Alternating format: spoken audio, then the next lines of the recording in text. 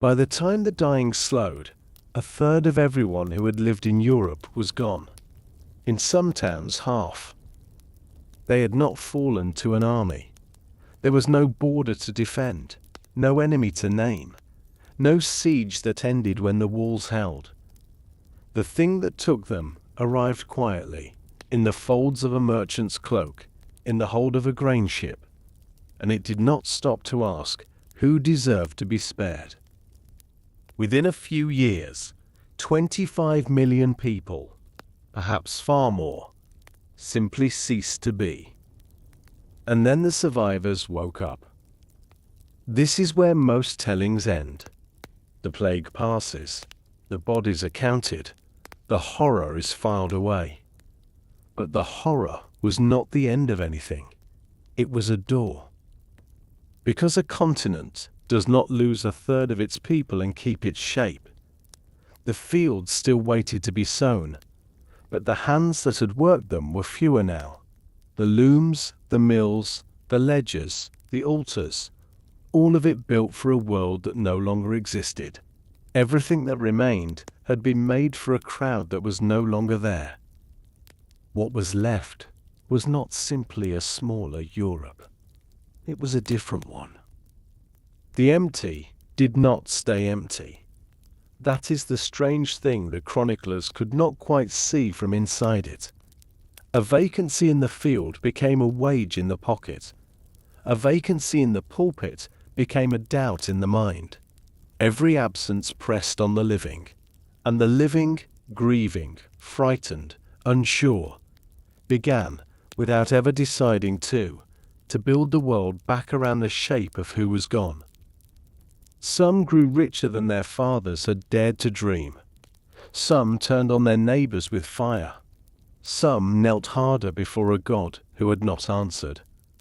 Some counted the days a ship must wait before its cargo could come ashore, and in doing so, invented something we still live by. They were not trying to make a new world. They were only trying to survive the wreck of the old one. The new world came anyway. Somewhere in that thinned-out country, a survivor stood in the quiet of a morning that should have been crowded, and felt, without the words for it, that the ground had shifted beneath everything. This is the story of the empty Europe, of what the dead left behind, and of how the living, one reluctant choice at a time, inherited a world remade in their absence. The cattle came back to the villages on their own, because there was no one left to drive them home. They had gone out to pasture in the spring, the way they always did, but the men who owned them were dead, or dying, or fled. So the animals wandered. An English monk named Henry Knighton watched it happen and wrote it down. Sheep and cattle strayed loose through the fields and the standing crops, he said, and there was no one to gather them. They pushed into ditches and hedges and died there, in numbers no one could count, a whole country of animals, grazing through grain that would never be cut, lying down to die in the corners of fields that no longer belonged to anyone. This is the first thing to understand about the world the plague left behind. It did not look like a battlefield. There were no ruins, no smoke on the horizon. The walls still stood, the barns were still full, the bells still hung in the church towers. Everything people had built was exactly where they had set it down. There were simply far fewer people to use it. A field is a kind of promise made across time. You plant in autumn, you wait out the winter, you cut the grain in late summer, and it takes many hands to do it.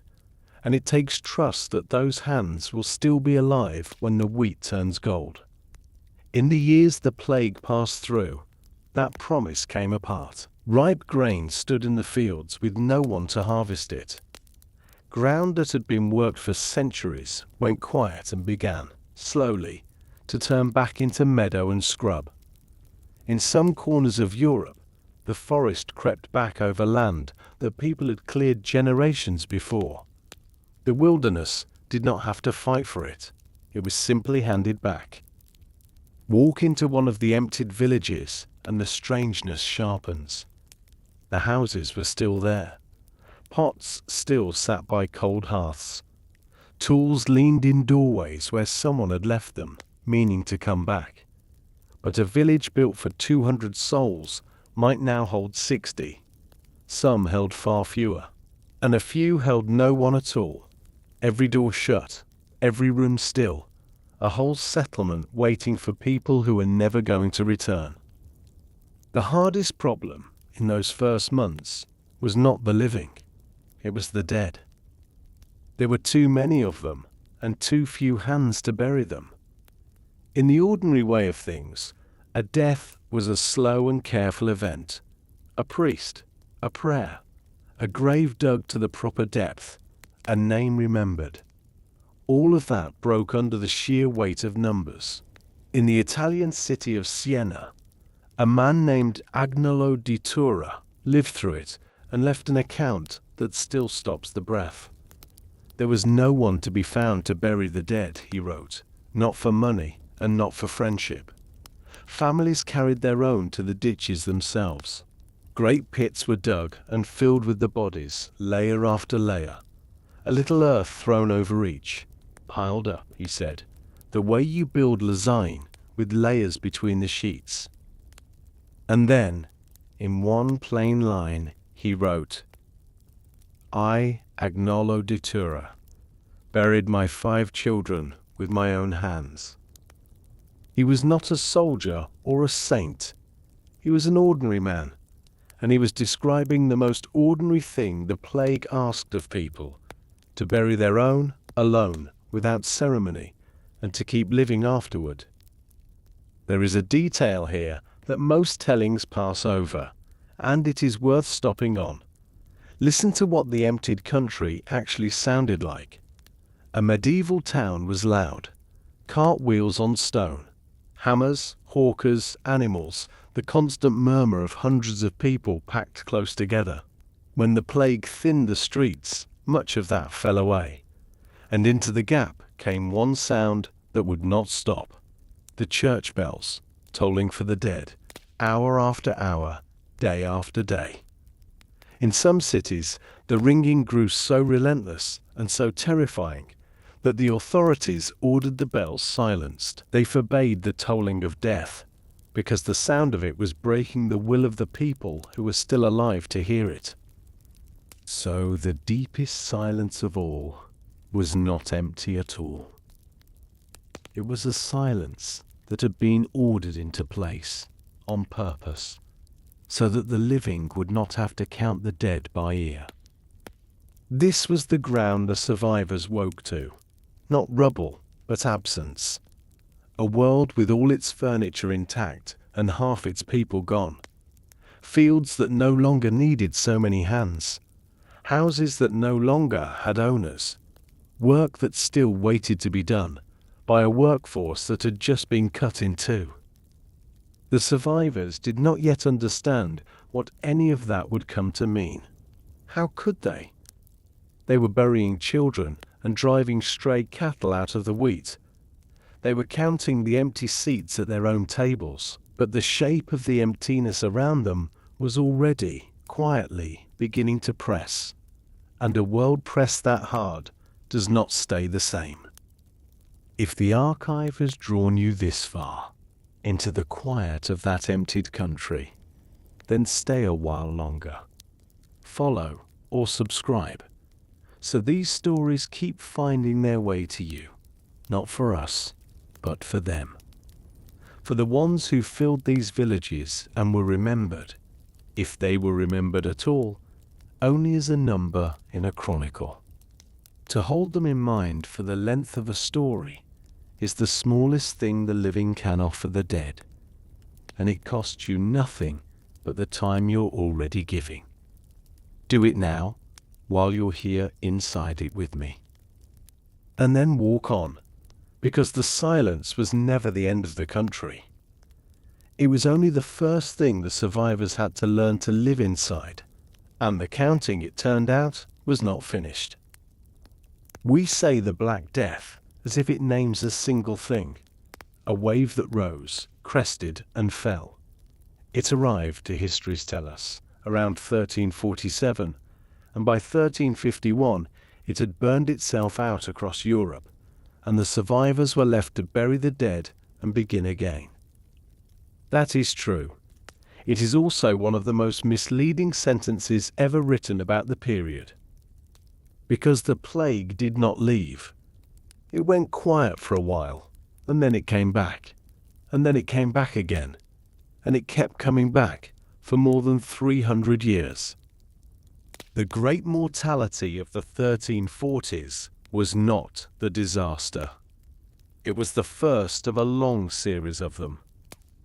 To the people living through it, this was the cruelest discovery of all. They had endured the unendurable. They had survived the thing their grandparents could not have imagined. And they built their lives back up, planted their fields, had their children, and told themselves the worst was behind them. Then, about a decade later, the fever returned to the towns, and the buboes rose again under the skin, and they understood that the horror had not been an event. It was going to be a condition. It was going to be part of what it meant, from now on, to be alive.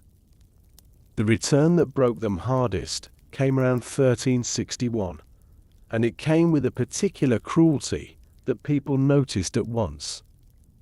It took the children.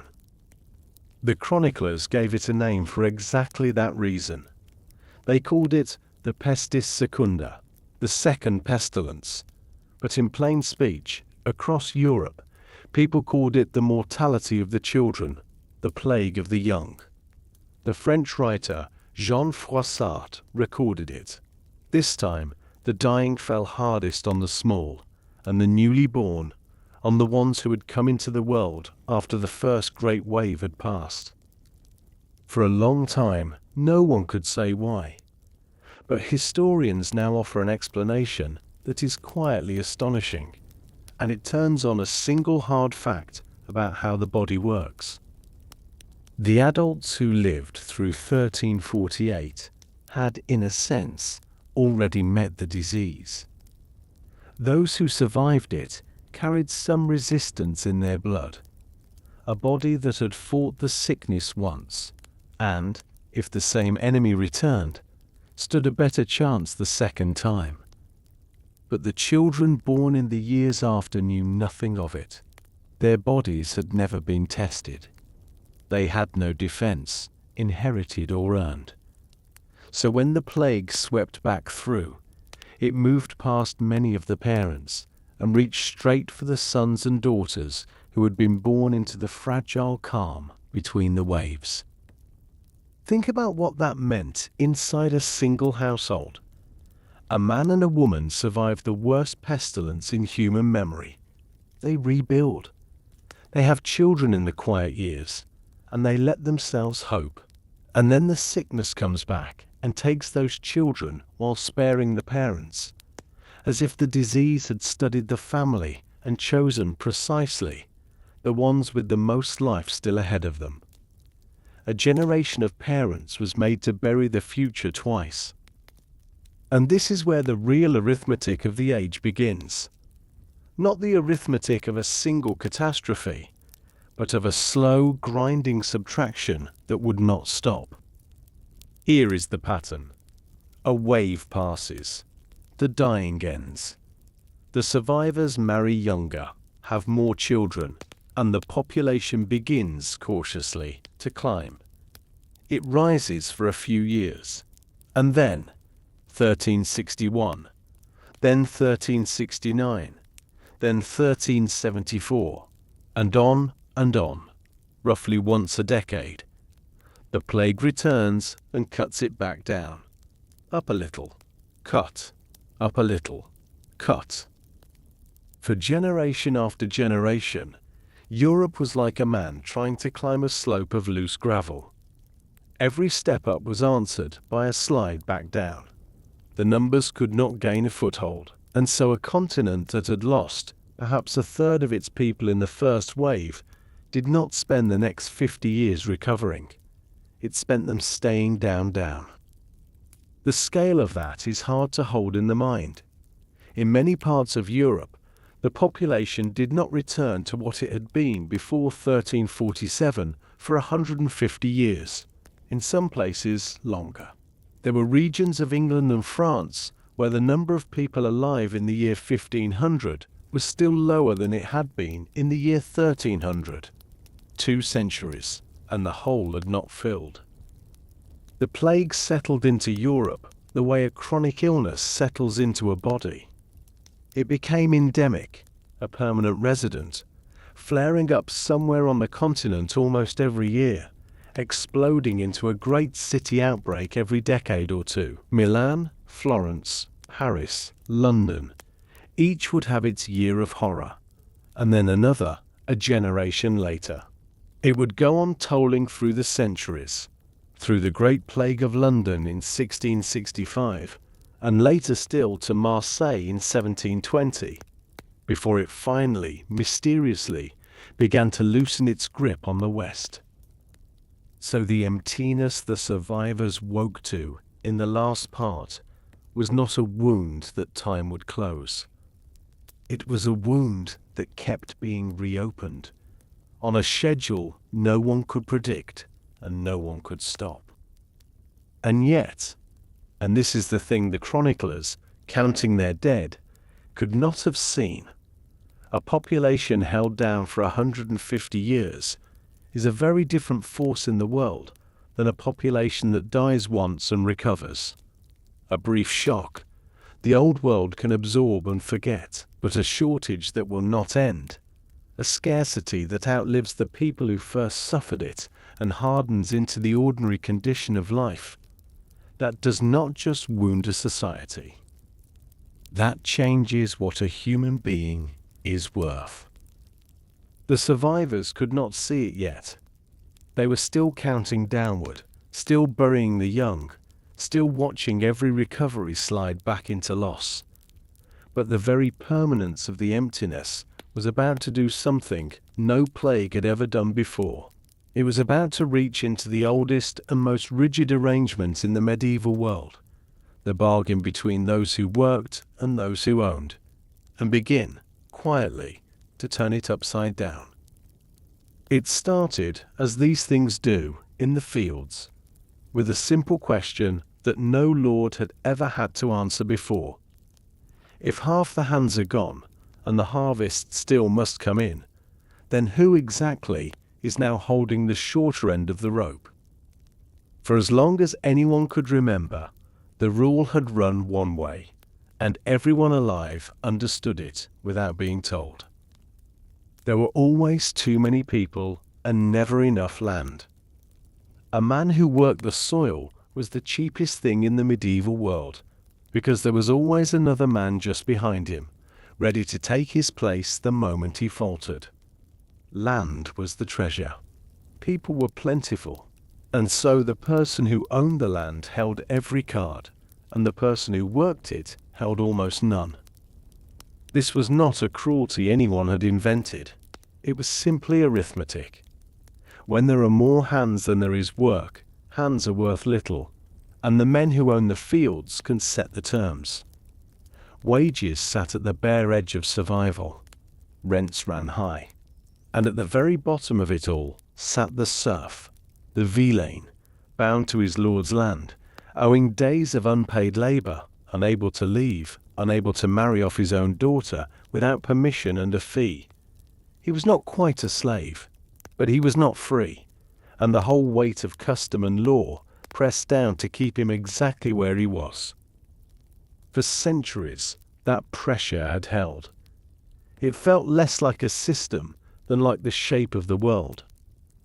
Then the plague took a third of the people, and the arithmetic turned over. Because the fields did not shrink, the land was still there, every acre of it, still needing to be ploughed and sown and reaped.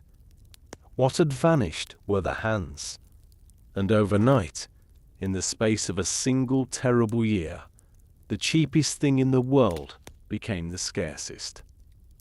Sit with how strange that is. The same catastrophe that filled the burial pits, that took Agnolo di Tura's 5 children, that emptied whole villages.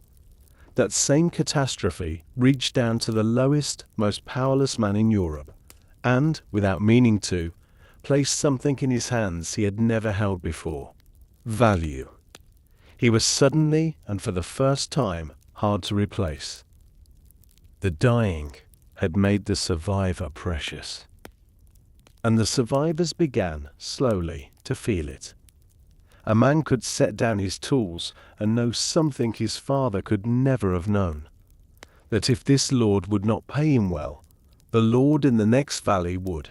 Because that lord's fields were also half empty, and his harvest was also rotting for want of hands, and he was desperate enough to ask no questions about where a strong back had come from. The bound man discovered he had somewhere to go, and a man with somewhere to go is no longer entirely bound. The lords felt it too, from the other side, and they did not like it at all. To bring the harvest in, they found themselves doing the unthinkable. They raised wages. They lowered rents. They quietly let the old labor dues fall away and took money instead. Some began offering a thing that would have been unimaginable a generation before. Freedom itself, the release from bondage, dangled as bait to lure a working family onto their land and keep it there. Lords competed for peasants. The world had turned so completely that the men who had always been chosen were now suddenly the ones doing the choosing. You can watch it in the wages. Across the decades after the plague, the pay of an ordinary laborer in England roughly doubled. And because there were now fewer mouths to feed from the same fields, the price of bread did not climb to swallow the gain. So the laborer was not just earning more coins. Each coin bought more. For the first time in living memory, the people at the bottom had something left over. They ate meat where their grandparents had eaten porridge. They drank ale. They wore better cloth. Chroniclers of the age complained, appalled, that you could no longer tell a servant from his master by his clothes. And here, in the middle of that great turning, is the one moment worth stepping close to. A man who had spent his whole life as the cheapest thing in his village walked out one morning to a field that had once taken 40 men to work, and found himself standing in it nearly alone. The grain still waited. The season did not care how many of them the winter had taken. The work was the same work it had always been. But he was not the same, because there were so few of him left. And standing there, in a quiet that should have been the noise of 40 men, something reached him that had never reached anyone in his line before.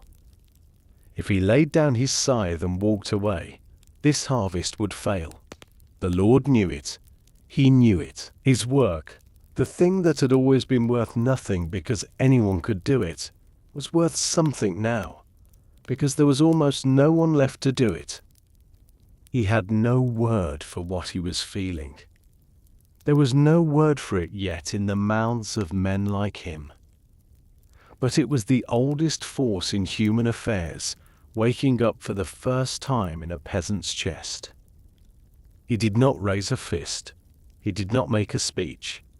He simply understood, in his body, standing in an empty field on an ordinary morning, that the ground had shifted, and that the men who owned him had felt it shift too.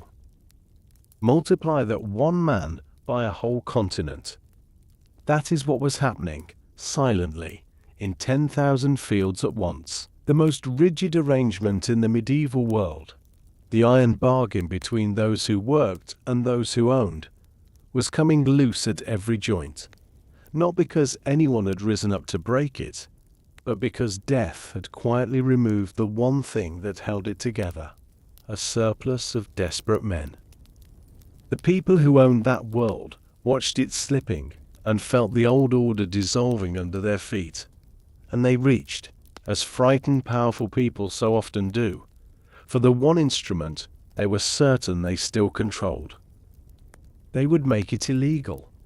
If the world would not stay in its place on its own, they would pass a law to nail it back down, and command the price of a man to return to what it had been before the dying began.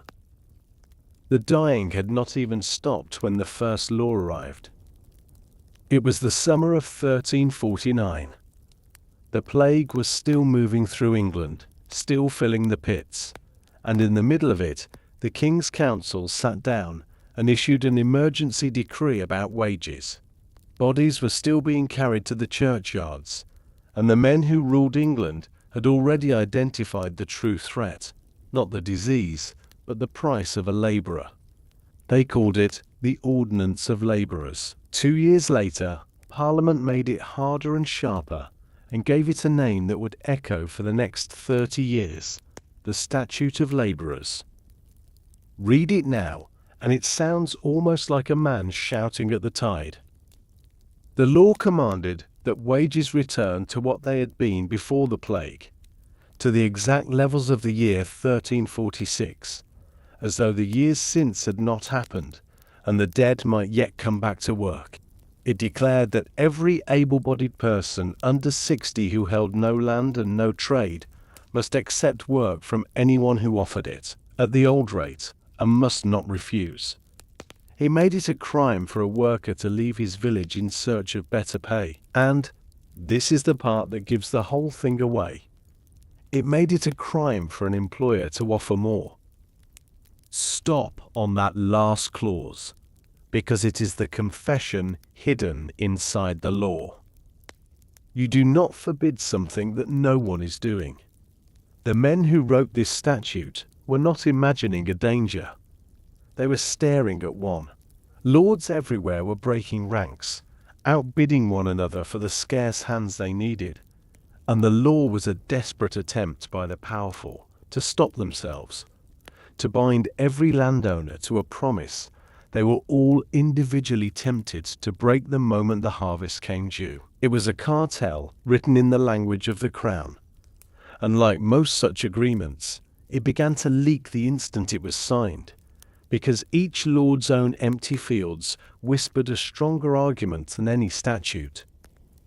To enforce it, the crown created a new kind of official, the justices of labourers, and sent them into the countryside to hunt down men who had taken illegal wages, and the masters who had paid them. The court records survive. Thousands upon thousands of prosecutions, fines by the cartload. In the years that followed, a stunning share of the English population passed through these courts, charged with the new crime of being worth more than the law would allow. When fines proved too weak, the penalties grew teeth. Repeat offenders could be thrown in the stocks. Later, a runaway worker, caught taking better pay elsewhere, could be branded on the forehead with a hot iron, marked, like a beast, for the crime of selling his labor to the highest bidder. And none of it worked. It could not work, because the law was fighting arithmetic, and arithmetic does not read decrees. Every justice sent to suppress wages was one man against a whole country of quiet arrangements. A lord with grain rotting in the field would sign the pledge in public, and then, in private, slip his workers extra food, extra ale, a better cottage, a wage disguised as a gift, anything to keep them from walking to the next estate. The very men who had demanded the law were the first to break it, because the pressure in their own fields was greater than their loyalty to their class. Wages dipped where the courts pressed hardest, then rose again the moment the justices moved on. Across the long run, the pay of the working man kept climbing, decade after decade, straight through every statute meant to hold it down. The law did not stop the rise. It only made the rise feel, to the men at the bottom, like a thing they had to fight for, and taught them who was on the other side of the fight. Then came the second front, and it was even stranger than the first. Because it was not enough to control what a man earned. The old order also needed to control what he looked like. In 1363, the English Parliament passed a sumptuary law, a law about clothes and food. It laid out, rank by rank, exactly what each sort of person was permitted to wear. Cloth of gold and rich furs for the great lords, lesser cloth for lesser men, coarse, cheap fabric for the ploughman, and nothing above his station. It even reached to the table, setting limits on the meals the lower ranks could eat.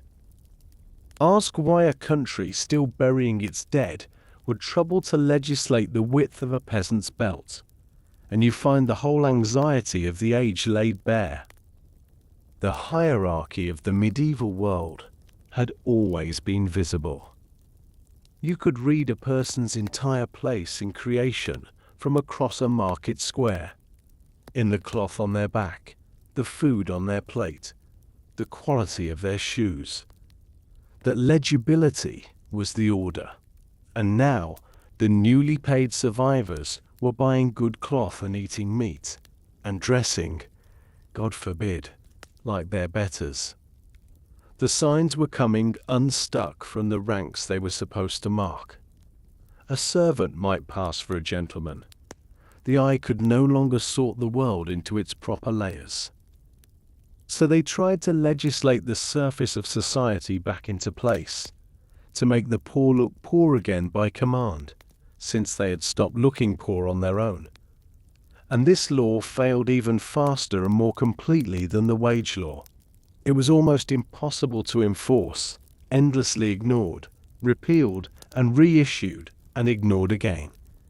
You cannot order an entire class to stop being able to afford things. Here is what all of it amounts to, taken together. The statute of labourers and the sumptuary laws were not really about wages or clothing at all. They were the old world putting its full weight, the king, the parliament, the courts, the branding iron, against a door that the plague had already blown open, and the door would not close. Every clause was a photograph of the panic. Every prohibition marked the exact spot where the ground had already given way. A law against high wages was proof that wages were high. A law against fine clothes on poor backs was proof that poor backs were wearing fine clothes. The men in power had reached for the one tool they trusted, and the tool had turned into a mirror, showing them a world that had already left them behind. The people at the bottom could not read the statutes, but they could feel the hand pressing down on them, the fines, the courts, the iron, the open contempt of a ruling class trying to shove them back into a box they had climbed out of by burying half their families. They felt the injustice of being punished for the one thing the dying had finally given them.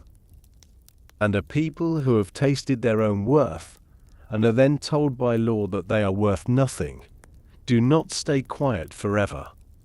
The pressure that the statutes were meant to contain had nowhere to go but up. In a single generation, it would find its way to the point of an edge, and march, in its tens of thousands, straight toward the capital. When Adam delved and Eve span, who was then the gentleman?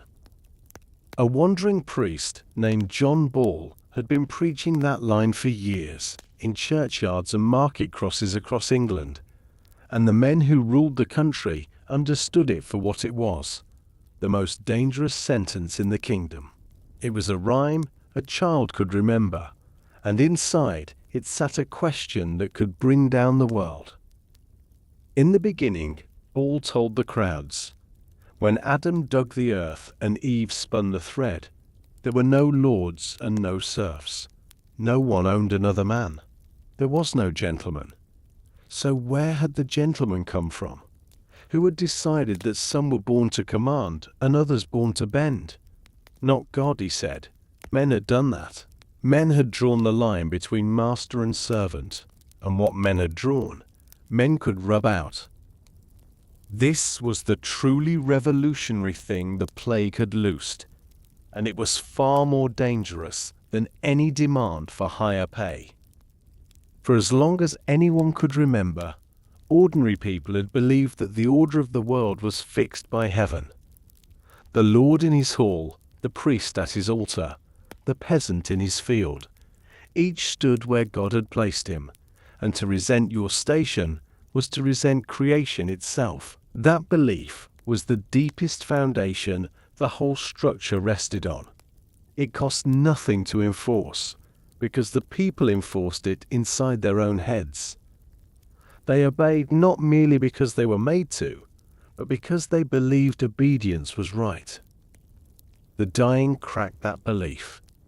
A man who had watched the plague take the priest and the lord and the beggar all the same, without regard for rank, might begin to wonder how holy the ranks really were. A man who had felt his own labor turn precious in an empty field, and had then been beaten back into place by law, might begin to suspect that his low station was not the will of God at all, but the will of men who profited from it. And once that suspicion took hold in enough minds at once, deference began to drain out of the old world like water from a cracked vessel. You could see it break the surface again and again in the decades after the plague, in a wave of revolts unlike anything the medieval world had seen. It came first to France in the spring of 1358, and it came as raw fury.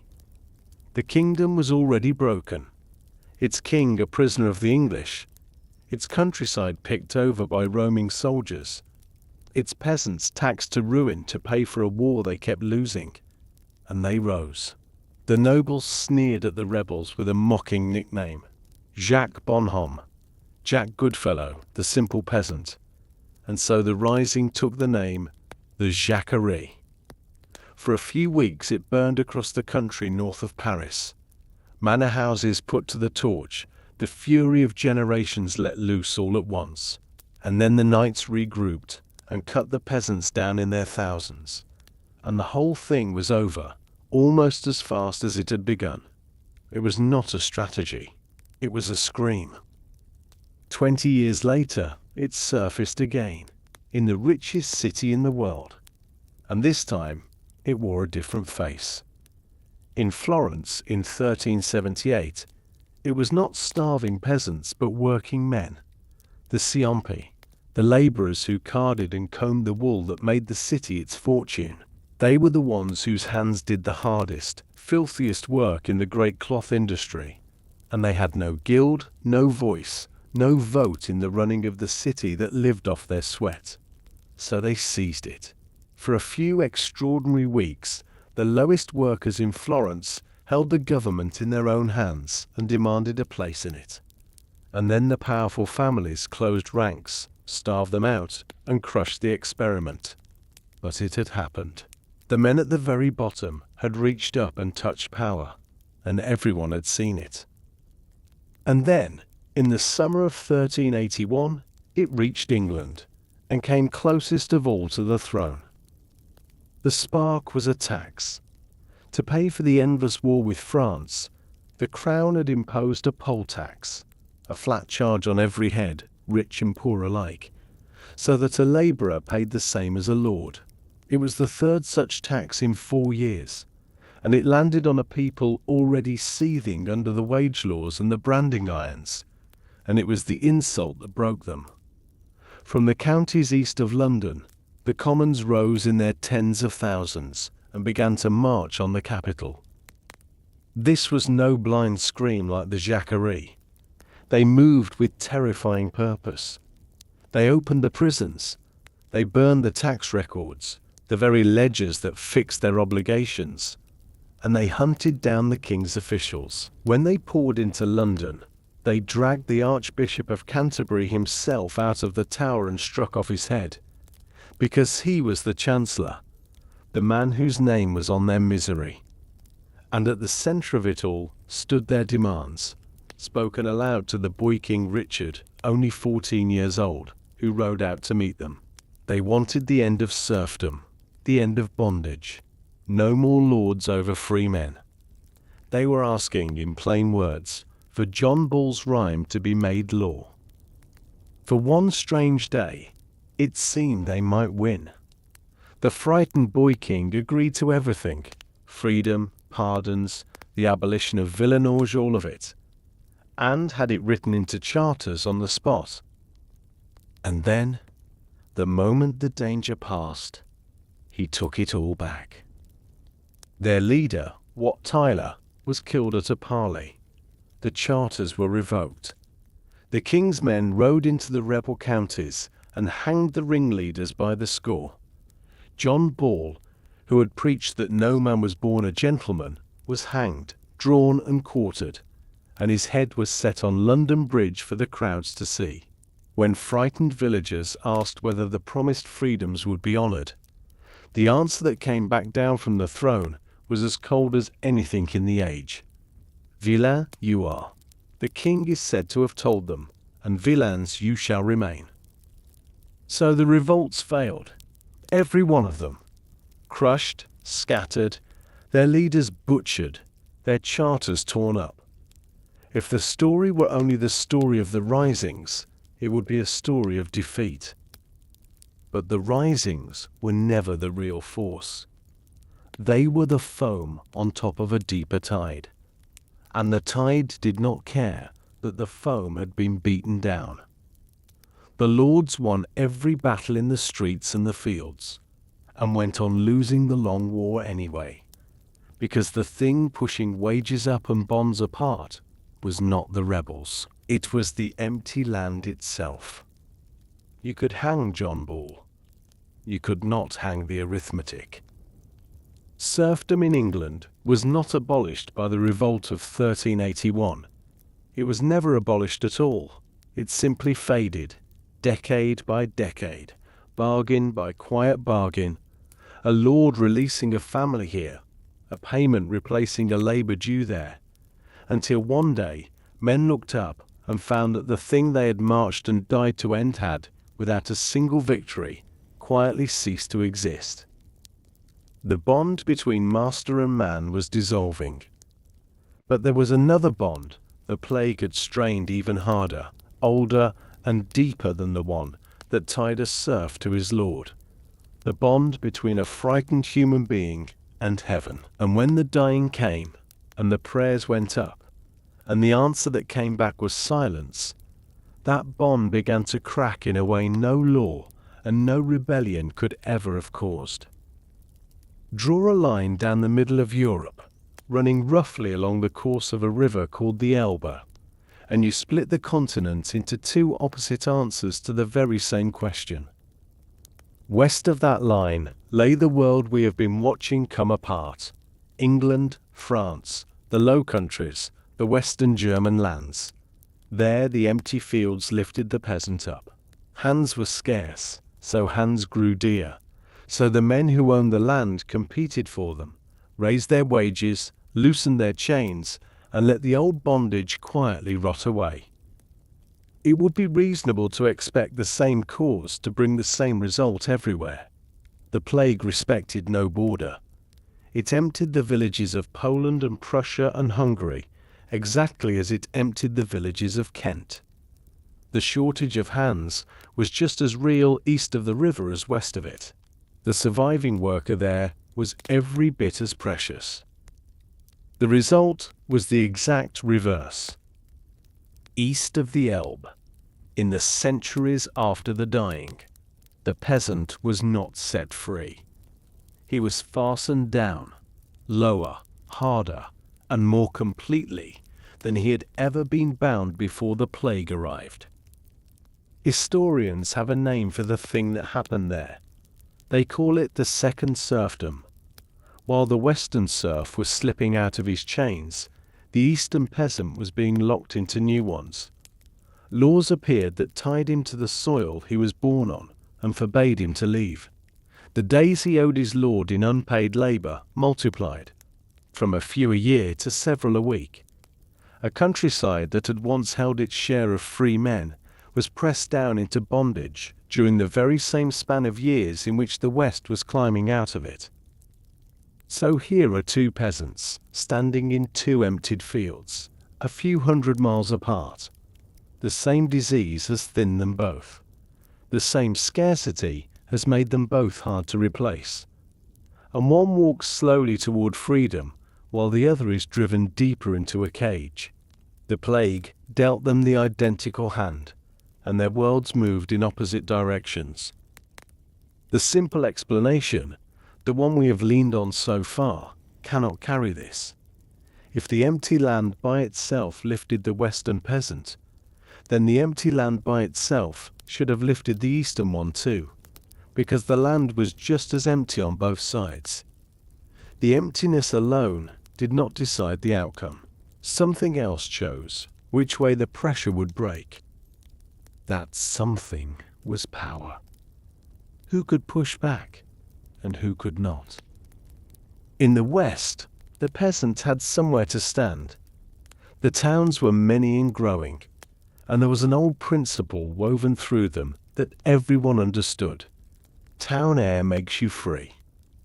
A serf who fled his village and lived in a city for a year and a day became, by custom, a free man. That single fact changed everything, because it gave the peasant an exit. And a man with an exit can bargain.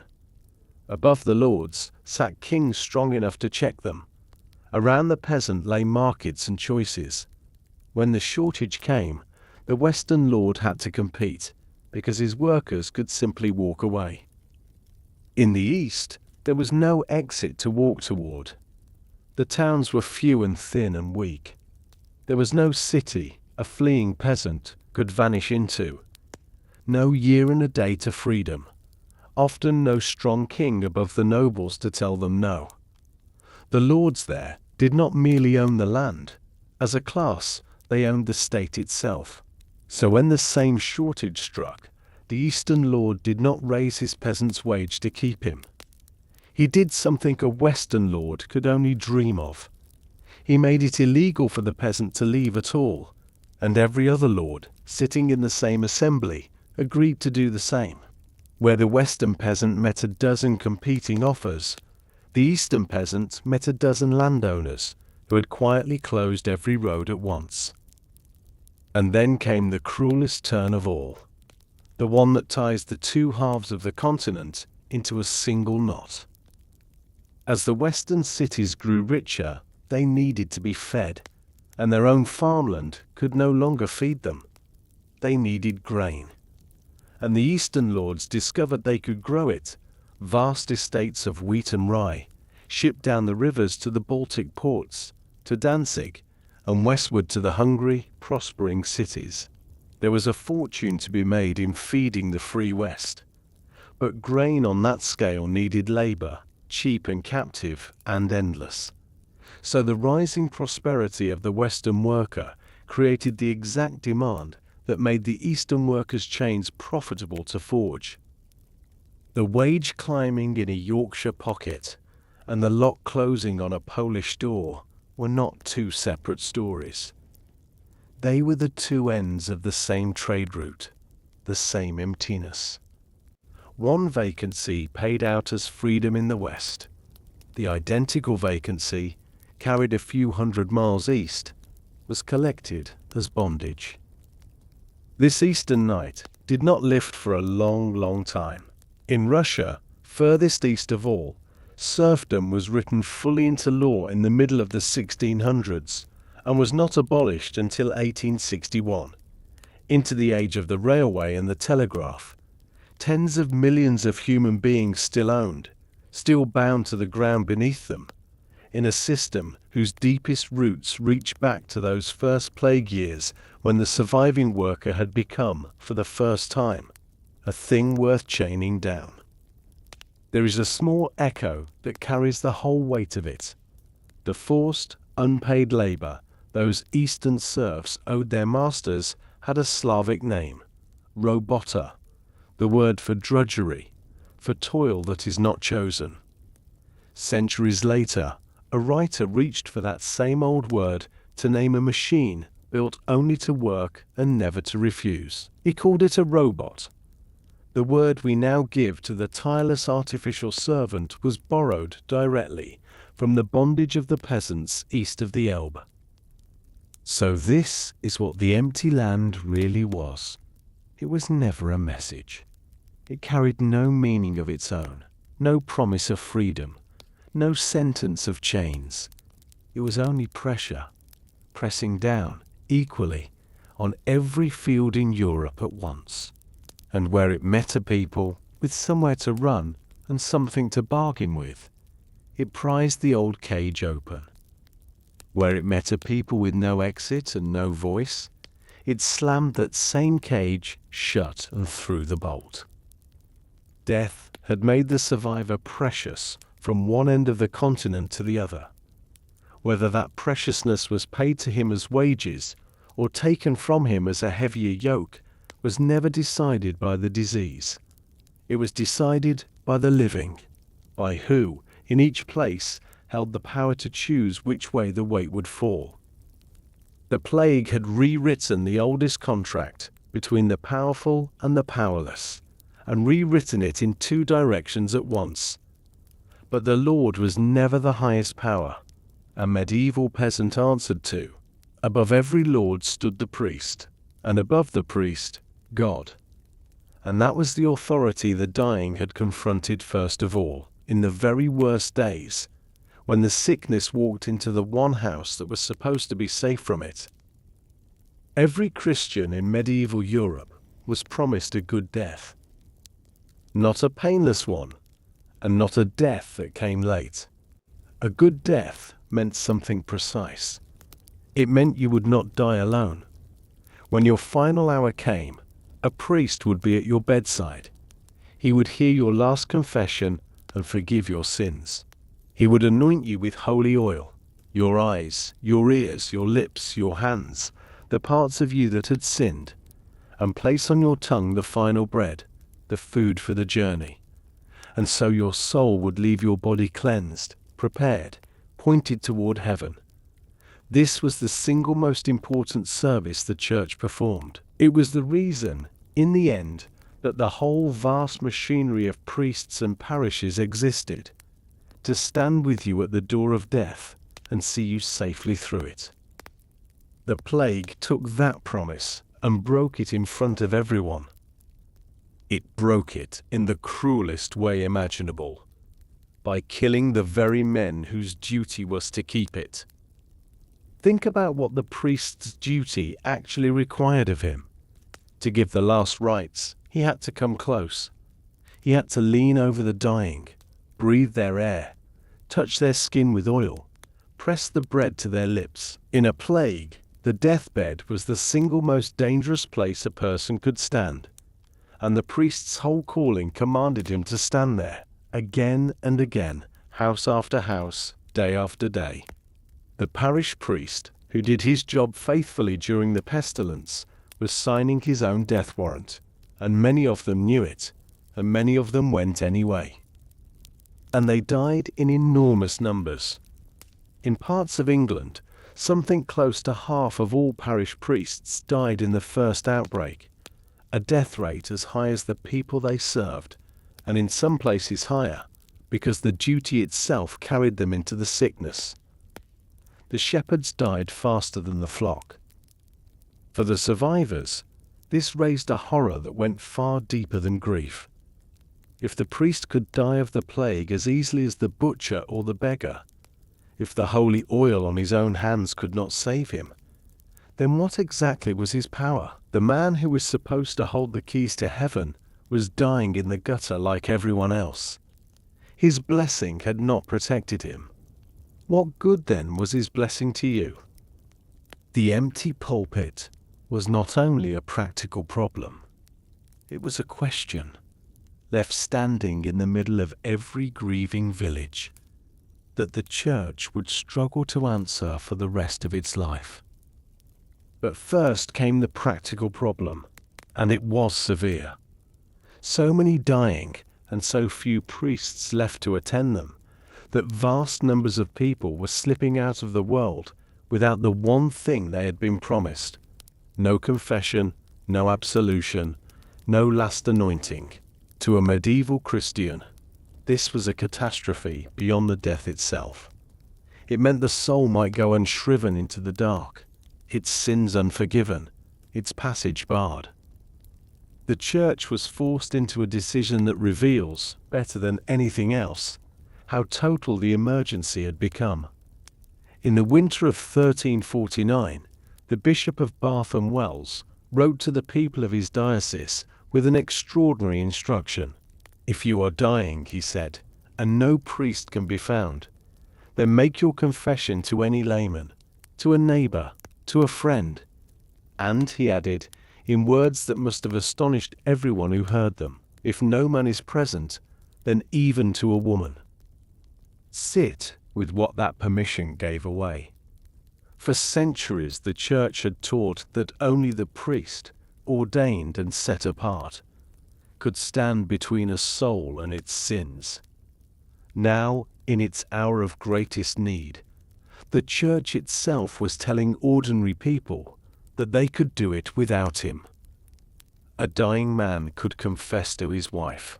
The most sacred function of the priesthood had just been handed, by the priesthood's own hand, to anyone who happened to be in the room. It was meant as mercy, and it was mercy. But a door once opened does not remember why it was opened. A seed had been planted, the quiet, dangerous idea that perhaps a person did not need the priest to reach God after all, that perhaps the ordinary believer, alone, could stand before heaven on their own account. That idea would sleep for more than a century. When it finally woke, it would split the Church of Europe in two, but that is far down the road. In the immediate years, the Church did the only thing it could. It refilled the empty pulpits as fast as it possibly could, and that haste came at a price. New priests were ordained in a hurry, many of them young, undertrained, some barely lettered, rushed through in months where the making of a priest had once taken years.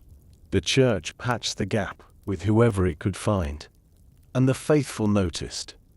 They noticed that the new priest could barely read the Latin he chanted, that he seemed to be in it for the income, that he held several parishes at once and lived in none of them, drawing the money and leaving the souls untended. Complaints about the ignorance and greed of the clergy rose sharply in the plague's wake, not because priests had suddenly grown worse, but because the desperate scramble to replace the dead had filled the ranks with men who should never have worn the robe. So the institution survived, but it survived weakened, and it survived watched. The people had seen their priests die like anyone else. They had been told they could confess without them, and now they looked at the hurried, hungry men sent to replace the ones who were gone, and something that had once been given freely, trust, deference, the unquestioning belief that this man held power they could never possess, began, in a great many hearts, to curdle into doubt. You have come halfway now, through the empty fields and the broken law, and the risings and the dying priests, halfway into the world the plague remade. If these people have stayed with you this far, then let them keep reaching you. Follow or subscribe, so the next of these stories finds you the way this one did, not for the count, and not for us. For the same reason, a frightened stranger once knelt to confess to a neighbor in an empty room. Because to be witnessed matters, even now, even here. And to keep company with the dead through the length of a story is its own quiet kind of presence.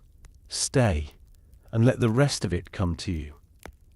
Because the doubt was only one road out of that broken faith. There was another, and it ran the opposite way, not toward less belief, but toward more. Toward a faith so frantic, so desperate to force heaven to answer, that it turned the roads of Europe into processions of men whipping the blood from their own backs, and turned that same terror, within weeks, upon a people who had done nothing but live nearby. A town heard them before it saw them. First the singing, carried on the wind from the next valley, a slow, mournful hymn in hundreds of voices at once. Then, underneath it, another sound, keeping time with the song. A wet, rhythmic crack, over and over.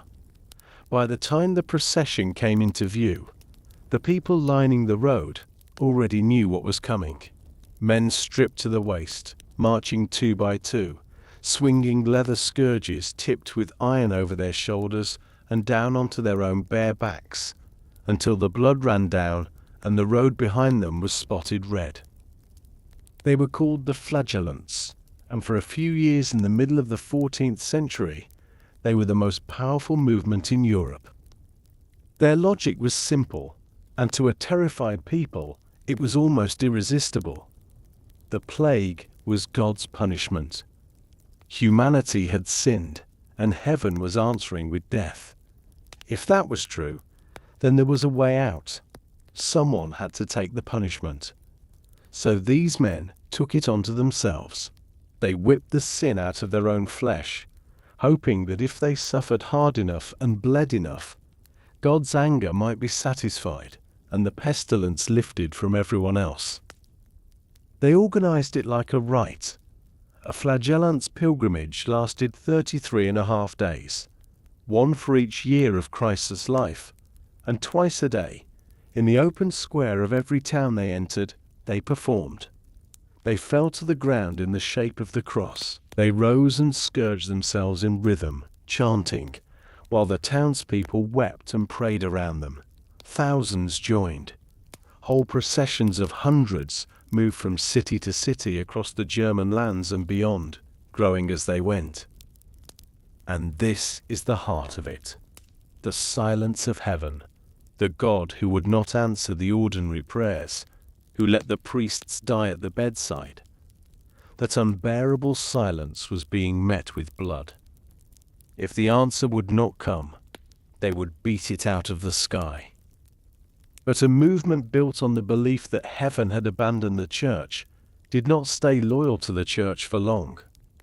The flagellants began to claim that their own suffering, their own spilled blood, could wash away sins, that they no longer needed a priest to be forgiven. They mocked the clergy. They disrupted Mass. They set themselves up as a rival path to God, running straight around the ordained men whose authority the plague had already shaken. It was the same seed that had been planted at the deathbeds of Part 7 grown wild. The terrible idea that the ordinary believer might not need the priest at all. The church saw the danger and moved against it.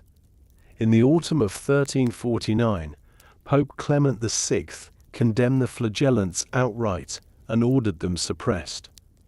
Within a few years, the processions were broken up and driven underground. But the fear that had fed them did not vanish when they did.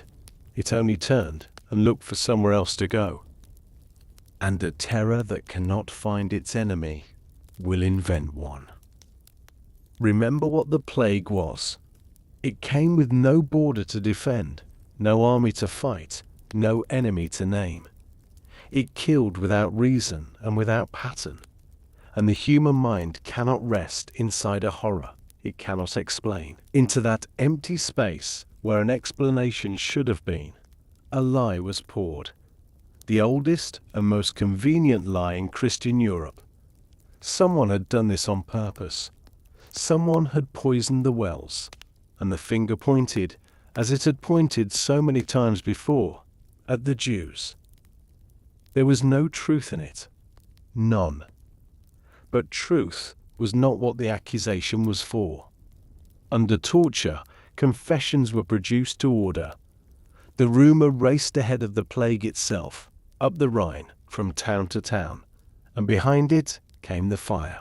Across the German-speaking lands in 1348 and 1349, one Jewish community after another was destroyed. Basel, Freiburg, Mainz, Cologne, hundreds of settlements in all, some of them burned to the ground with their people inside. The clearest window into how it worked is the city of Strasbourg, and what happened there in February of 1349. The city's own council tried at first to protect its Jewish citizens. The council knew the well-poisoning story was false, but a coalition of the guilds and the frightened and the indebted rose up, overthrew the council that stood in the way, and put a new one in its place, one that would not stand in the way. And on the 14th of February, the Jews of Strasbourg were taken to their own cemetery and burned. The accounts that survive put the dead as high as 2,000 men, women, and children. Those who agreed to be baptized were spared. The children, in some cases, were pulled from the crowd and baptized whether their parents willed it or not. Here is the fact that stands over all of it, and needs no comment added. When the Jews of Strasbourg were burned, the plague had not yet reached the city. They were killed for spreading a sickness that was not there. The thing everyone feared had not arrived, and they lit the fire anyway, for a crime that had not happened, to stop a death that had not come. And there was a second reason, quieter than the fear and uglier. The property of the murdered was seized. The debts owed to them were cancelled. Many of the men who lit the fires or let them be lit walked away from the ashes, owing nothing to anyone, their obligations erased along with their creditors. The terror wore the mask of holy vengeance, but underneath it, more than one hand was simply reaching for what it could take. Pope Clement, in Avignon, condemned this too. He said plainly, what should have been obvious, that Jews were dying of the plague in the same numbers as everyone else, that the sickness struck in places where no Jew lived at all, that the accusation made no sense. He ordered the killing stopped. He was almost entirely ignored. The same institution, whose authority had been too weakened to save itself, was now too weakened to save anyone else, and the fire ran its course. So the broken faith of these years ran down two roads at once, and both led somewhere terrible. Down one, men whipped themselves bloody in the streets, trying to force a silent heaven to speak. Down the other, that same fear turned outward and made scapegoats burn. Faith seeking to save itself had become faith that killed. The empty place where an answer should have been did not stay empty for a single moment. The human heart cannot leave such a space alone. It filled the void with blood, its own and then its neighbors, rather than live with the unbearable truth that no one was to blame at all. The flagellants faded, the fires eventually cooled, but the faith that walked out of these years was not the faith that had walked in.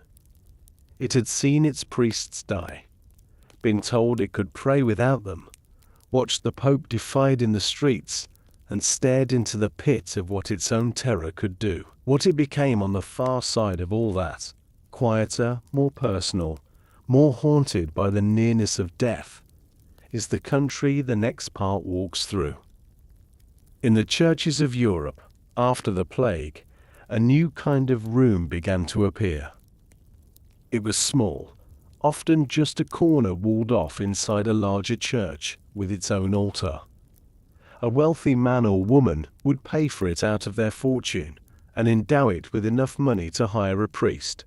And that priest had one job: to stand in that little room and sing Mass day after day, year after year, for the soul of the person who had paid. Some were founded to run for a set number of years. Some were meant to run forever. They were called chantries, from the singing, and in the century after the plague, they multiplied across Europe by the thousand. To understand why a dying person would spend a fortune on a room full of song they would never hear, you have to understand what the medieval Christian believed waited on the other side of death. Almost no one expected to go straight to heaven. Between this life and paradise lay purgatory, a place of cleansing fire where the soul burned away the debt of its lesser sins before it was pure enough to enter God's presence. It was not hell. Everyone in purgatory would eventually be saved. But the burning could last a very long time, an agony measured in years or centuries, and its length depended on the weight of sin the soul carried in.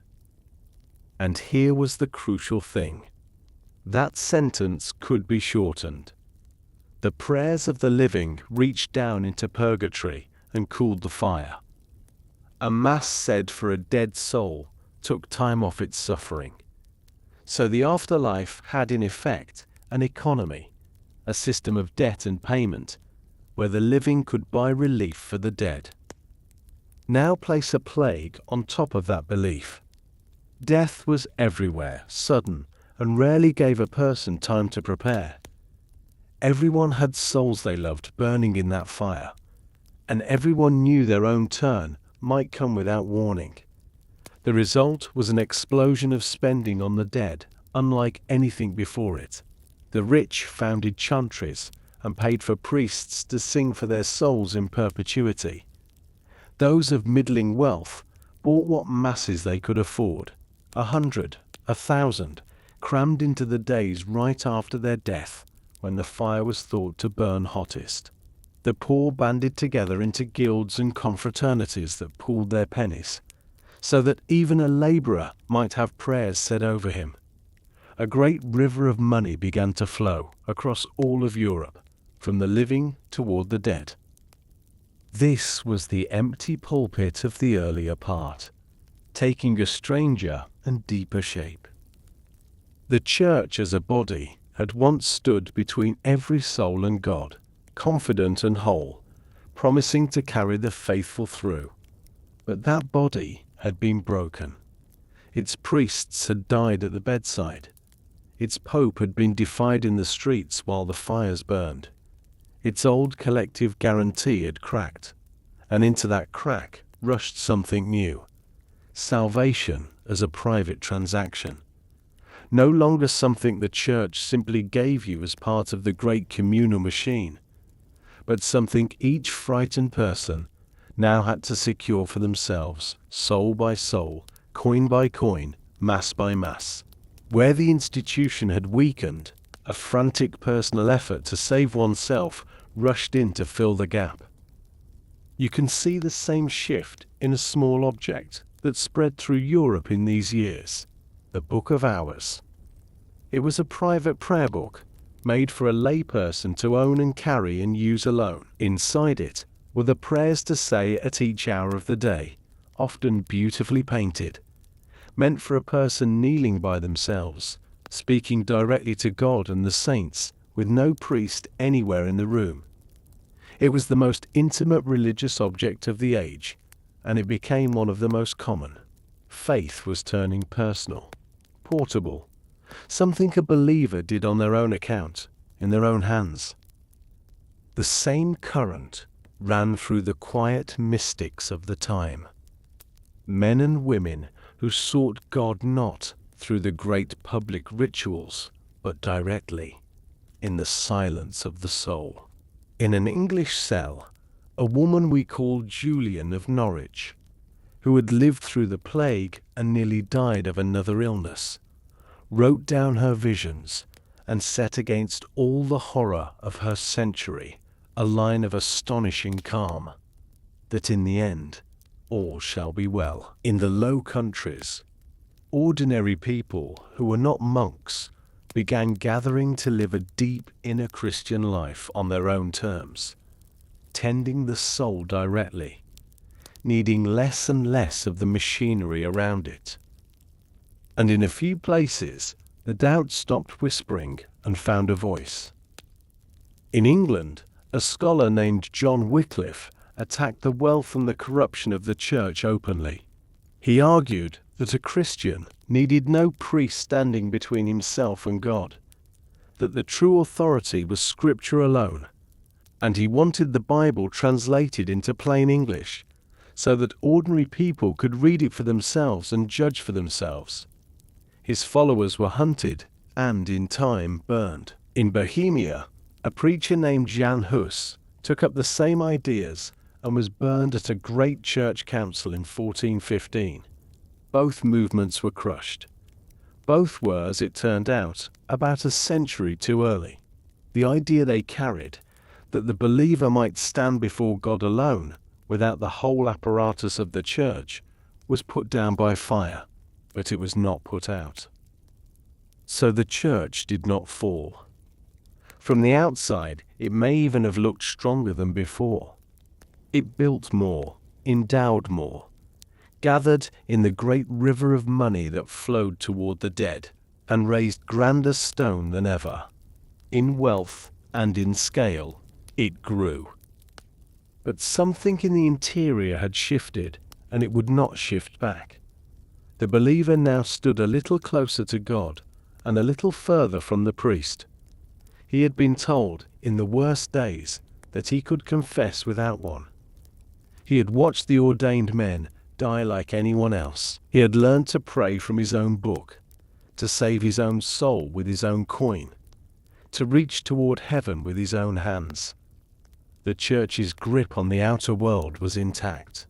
Its grip on the inner life of the person had quietly loosened. And that loosening was the crackdown which, 100 years on, the whole of Western Christianity would eventually break. There were two kinds of men in the medieval mind who stood between a person and death. One wore the robe of the church and claimed to hold the fate of the soul. The other made a different promise entirely, that he could keep the body itself alive. In the worst days, the faithful had prayed, and they had also sent for these other men. They had called the doctors. And the doctors, for all their learning, turned out to know nothing that could save a single life. When the plague came to a wealthy household, and there was money to spend, the family sent for a physician, a learned doctor, trained at a university, a man who had studied for years and could read the medical wisdom of 1,000 years in its original Latin and Greek. And when he arrived, this is roughly what he did. He examined the patient's urine, holding the flask to the light, judging its color against a painted chart. He took the pulse. He asked the day and hour the sickness had begun. And then he consulted the position of the stars, because the movement of the planets was understood to govern the movement of disease. He weighed the patient's temperament, whether they ran hot or cold, wet or dry. And from all of this, he reached a diagnosis and prescribed. He might bleed the patient, opening a vein to drain off the corrupted blood. He might recommend particular foods and forbid others. He might apply a poultice to the swellings or lance them. He might advise burning sweet-smelling woods and herbs to purify the air of the sick room. Every step of it was wrong. Not one thing in the entire performance could touch the disease that was killing the person on the bed. And the physician, in most cases, knew it. To be fair to these men, they were not fools, and they were not lazy. They were the products of the finest education their world could offer, and they were applying it faithfully. The problem was the education itself, a magnificent, elaborate, internally consistent system of medicine that happened to be built on a foundation that was simply not true. That system had a shape, and it is worth understanding, because its collapse is part of the story. Medieval medicine rested on the authority of the ancients, above all, a Greek physician named Galen, who had lived more than 1,000 years before, and whose writings were treated almost as scripture. Health, in this inherited system, was a matter of balance. The body held 4 fluids, 4 humours, blood, phlegm, and 2 kinds of bile.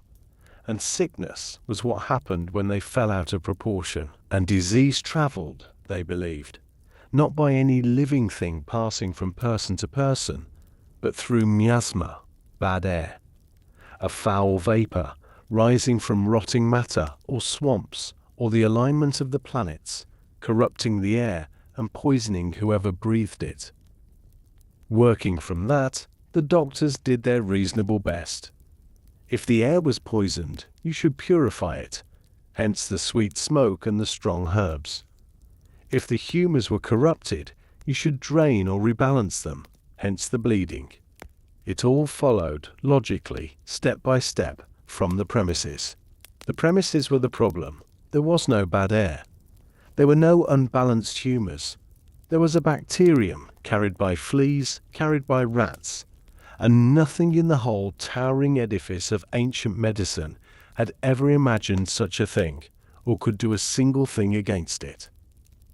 So the learned physician, with his flask and his star charts and his 1,000 years of authority, stood at the bedside and watched his patients die at very nearly the same rate as the patients who had no doctor at all. His knowledge, tested against the greatest medical challenge in human history, delivered nothing. The people noticed. How could they not? They had watched the priest fail to save the soul. Now they watched the physician fail to save the body. And the two failures rhymed. Here was another confident authority, another set of learned men who claimed a special power over life and death, and the plague had exposed the claim as hollow. The best trained doctors in Europe were as helpless as the village healer, and often a good deal more expensive. Faith in the old medical authority, in the unquestioned word of Galen and the ancients, took a wound in these years that it never fully recovered from. And out of that failure, slowly and unevenly, something began to change. If the ancient books had nothing to offer against the worst disease anyone had ever seen, then perhaps the ancient books were not the final word after all. Perhaps a physician ought to trust his own eyes over the page, to observe the sick body directly, to record what he actually saw, and to value that above what a Greek writer had asserted 1,000 years before. It was a small shift in emphasis, and it took generations to bear fruit. But the crack the plague had opened in the authority of the ancients was the same crack through which, eventually, a new way of knowing would grow, one that trusted observation over inheritance. You can see the first small signs of it, even in the plague years. There was a surge of interest in the human body itself, in dissection, in actually opening the dead to see how they were built, rather than simply trusting Galen's descriptions, some of which turned out to be based on animals he had never confirmed against a human corpse. Practical men of medicine, the surgeons who worked with their hands and had always ranked below the lettered physicians, gained a little ground, because in a catastrophe, the man who could actually do something rose in value against the man who could only cite an authority. None of this was a revolution. The humors would linger in medicine for centuries more. Doctors would still be bleeding patients into the 17 and 1800s. The plague did not hand anyone the germ, or the cure, or the microscope. What it did was quieter and slower, and in the end, more important than any single discovery. It shook the foundation. It taught a civilization that its most trusted authorities could be confidently, catastrophically wrong, and that when the books and the world disagreed, it might be time to start believing the world.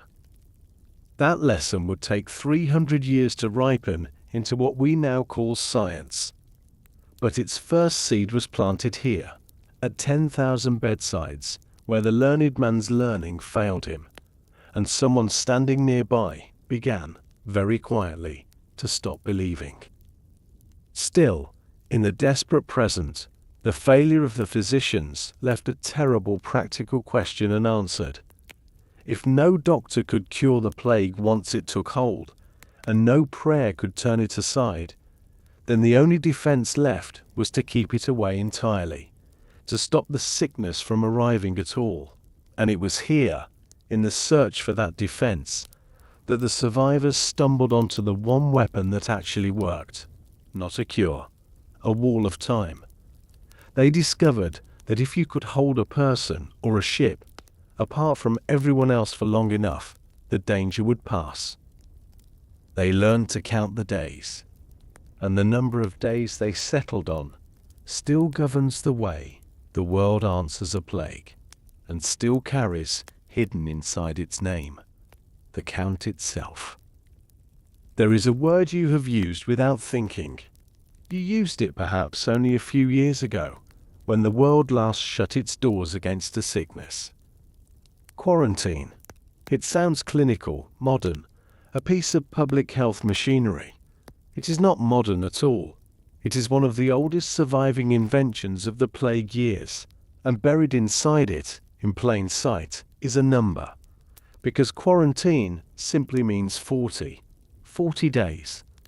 The word is a fossil, and the thing it names was one of the first defenses humanity ever built that actually worked. To see why it mattered, recall where the survivors stood. The priests could not save the soul. The doctors could not save the body. Prayer had not turned the plague aside, and medicine had not cured a single case of it. Every tool the medieval world trusted had been weighed against the pestilence and found empty. And in that emptiness, the cities of Europe were driven to think in a completely different way. Not about how to heal the sick, which no one could do, but about how to keep the sickness from ever arriving. They had noticed something. Across the years of repeated outbreaks, the plague traveled. It came with ships, with traders, with cargo from infected ports. It did not rise up out of a healthy city on its own. It was carried in from outside. And if it was carried in, then perhaps it could be stopped at the gate. Perhaps if you held the newcomers apart from everyone else for a while and watched, the ones who carried the death would sicken and be revealed before they could pass it on. It was a guess, and it was built on a wrong idea of the disease. And it worked anyway. The first steps were cautious. In 1377, the city of Ragusa, the great trading port on the Adriatic that we now call Dubrovnik, passed a law unlike anything before it. Newcomers arriving from plague-infected places were to be held apart, in a designated spot outside the city, before they were allowed in. They could not simply walk through the gates. They had to wait, in isolation, until it was clear they carried no sickness. The period Ragusa first set was 30 days, a Trentino, from their word for 30. 30 days, though, proved not to be quite enough to feel safe. So the waiting period was lengthened to 40 giorni, 40 days. And it was that version, the 40-day wait, spreading next to Venice and then across the trading cities of the Mediterranean, that fixed itself into the language and never left. The 40 gave the practice its name, and the name outlived the empires that coined it. Why 40 and not 30 or 50? The honest answer is that no one knew the true incubation time of the disease, so the exact number was not chosen by observation. It was chosen, most likely, by the deep grooves of meaning that 40 already wore in the Christian mind. 40 days of rain in the flood, 40 years of wandering in the desert, 40 days of fasting in the wilderness. 40 was the number of trial, of purification, of a set span of testing endured before deliverance. The city reached for a length of time that already meant cleansing, and by accident landed close enough to the truth to save lives. And this is the quiet marvel of it. They had the reason completely wrong, and the practice essentially right. They still believed in bad air. They had never seen a bacterium, and never would. And yet the thing they built out of that mistaken understanding, hold the traveler and the cargo apart, in the open, for a fixed span, and let time reveal the danger, was sound.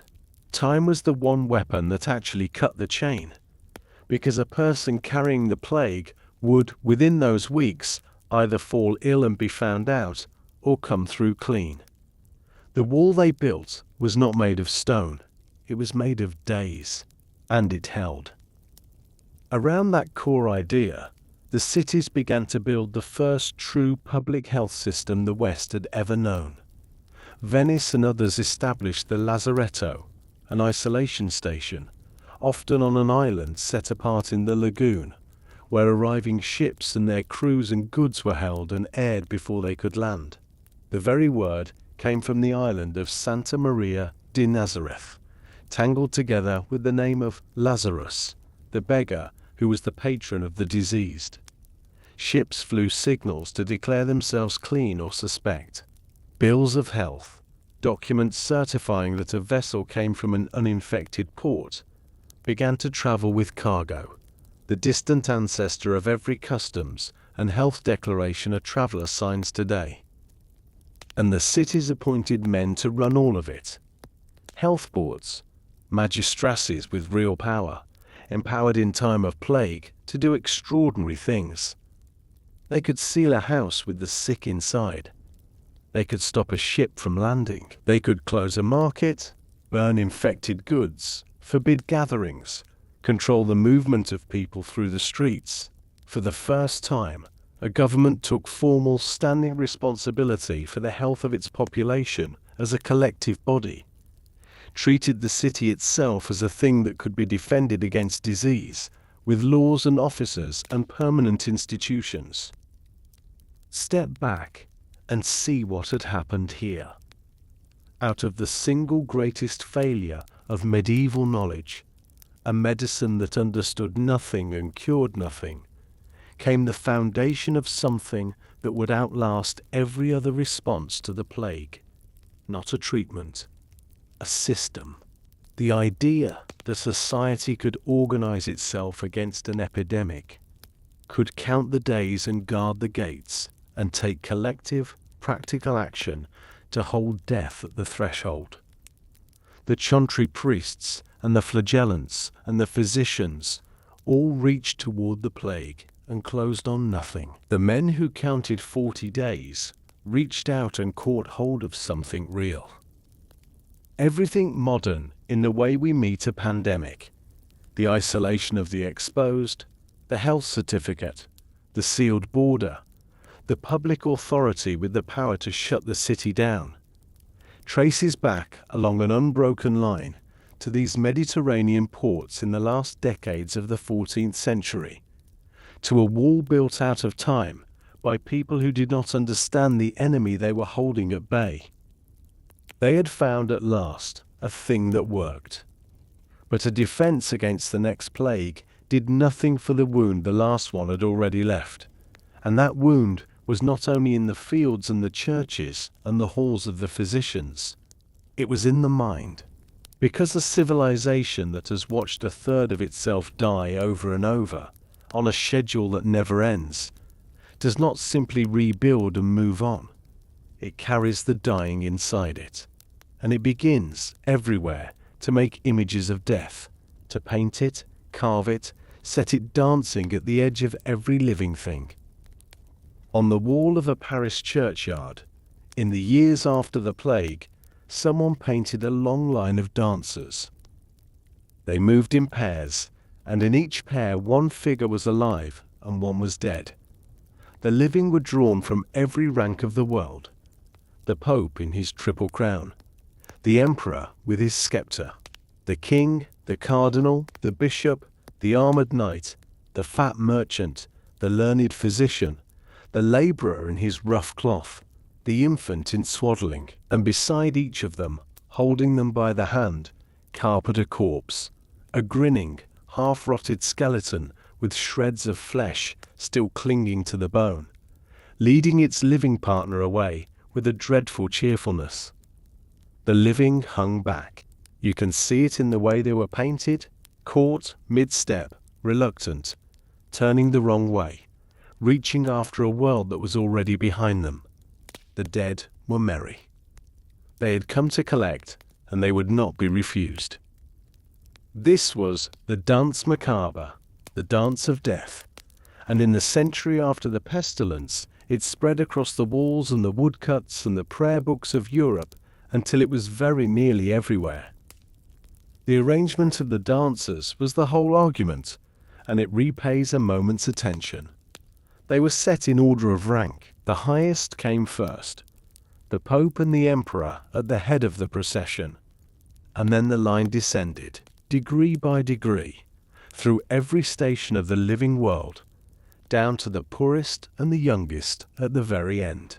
It was the exact ladder of medieval life, the entire careful structure of who stood above whom, laid out in a single row across the wall, and every rung of it, from the crown to the cradle, had been taken by the hand by the same partner, and was being led to the same place. The emperor danced with a corpse, so did the ploughman. The one grave took them both. The people who painted that wall had learned this in the worst way a lesson can be learned, and now they could not stop drawing it. This is where the emptiness had gone. In the fields it had lifted the labourer. In the churches it had loosened the priest's hold. At the bedside it had stripped the physician bare. But it had also travelled somewhere quieter, somewhere that left no record in a wage roll or a court book, into the mind of every person who lived through it. A man who has buried his own children, who has carried his neighbours to the pit, who has watched the sickness return a second time and a third to take whatever it missed before, does not lay that burden down when the dying stops. He carries it inside him for the rest of his life. And a whole civilization carrying it began, all at once and everywhere, to turn the dead into pictures, to paint them, carve them, print them, set them dancing at the edge of every living scene, as though the only way to go on living besides so much death was to give it a face and stare straight back at it. The images took many shapes, and under all of them ran a single command: remember that you will die. Memento mori, remember death, became the quiet motto of the age, worked into rings and painted into portraits and carved over doorways. A skull left on a desk beside the living work, an hourglass, a guttering candle, reminders, set into the middle of ordinary life, that the hand of the dancer was already reaching. The tombs changed too, and the change is startling to see. For centuries the wealthy dead had been carved in stone as they wished to be remembered, serene, robed, dignified, hands folded in eternal prayer. Now some of them chose to be shown as corpses. The cadaver tomb, the transi, appeared in the churches of Europe. The grandest were built in 2 levels.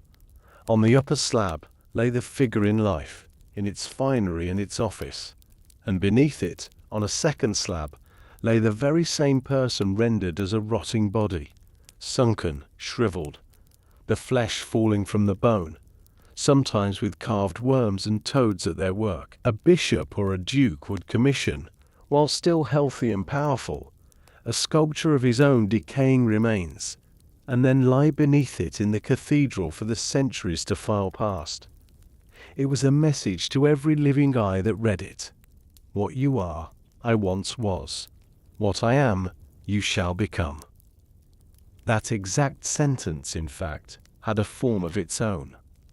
An old tale, older than the plague, but hungrily revived in its shadow, told of 3 young noblemen riding out to hunt, splendid and careless, who meet 3 corpses standing in the road. And the corpses speak. As you are, we once were. As we are, you shall be. The young and the rich and the living, brought face to face with the thing waiting inside them. There was even a manual for it. The Ars Morendi, The Art of Dying, a book that taught the ordinary Christian how to die well, how to hold to faith and resist despair in the final hour. It's sold and copied and spread across Europe by the thousand, for the reason the whole age already knew in its bones. Death might come for you at any moment, suddenly, without warning and without a priest, and you had better know in advance how to meet it. And yet the same wound did not only turn the culture toward rot. In the very same years, it produced the opposite, a sharp, deliberate turning toward life. Its clearest voice was a Florentine named Giovanni Boccaccio. His great book, The Decameron, is built on the plague. It opens with one of the most harrowing eyewitness accounts of the dying in Florence in 1348 that we possess. The abandoned sick, the corpses in the streets, the collapse of every ordinary human decency under the sheer weight of death. And then, out of that horror, 10 young men and women flee the stricken city for a villa in the hills. And there, to pass the days, they tell each other stories. 100 of them, clever, bawdy, tender, funny, brimming with appetite and wit and love and desire. In the shadow of the greatest death their world had ever seen, they choose, deliberately, to celebrate being alive. Both things were true at once, and both came from the same source. The intimacy with death that set the skeletons dancing on the churchyard wall also sharpened the taste of the living moment, the meal, the story, the body, the laugh. When death stands that close, some men carve their own corpses in stone, and some men reach for the wine, and often they are the same men on different days. A civilization that has stared into the pit does not come back with one feeling. It comes back haunted, and it comes back hungry. None of these images had been conjured out of nothing by the plague. The skeleton, the reminder, the meeting on the road, several of them were older than the pestilence itself. What the plague did was give them a charge they had never carried before, and multiply them past counting and darken them. Death had always stood at the end of the medieval story, waiting. Now it had walked into the middle of every scene, familiar, close, personal, a partner you danced with, rather than an enemy you would meet just once, far off, at the end of a long life. That new intimacy with dying settled into the culture and did not lift for generations. The painted dances faded. In time, the way all fashions fade. But the dead had left other monuments, and they were not made of paint or carved stone. They were cut into the land itself. Whole villages emptied and never filled again, their streets dissolving back into the grass, still faintly legible in the earth of the English countryside to anyone who knows even now how to read the ground. Walk a certain kind of English field on a low evening in winter, when the sun runs flat across the ground, and you may see something strange in the grass, faint ridges and hollows, too regular to be natural, the ghost of straight lines under the turf, rectangles laid end to end, a hollow running between them like a street that isn't there. If you knew nothing, you would walk straight over it. But you are looking at a village, or at what a village became after everyone in it was gone, and the grass came up over the walls. The houses are still down there, reduced to low banks of earth. The lane is still there, worn into the ground. Only the people and the roofs and the sound of it are missing. England is dotted with these, thousands of them. The deserted medieval villages, settlements that were alive and working in the year 1300 and are empty grass today.